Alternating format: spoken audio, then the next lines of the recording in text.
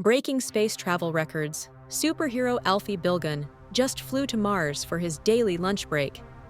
Alfie mastered interplanetary travel without a spacesuit. He simply spread his wings, took off from my backyard, and casually soared through the atmosphere. Scientists are baffled by his ability to survive in space. The craziest part? He made it back in time for dinner, carrying a Mars rock in his beak. Turns out, birds are way more advanced than we thought.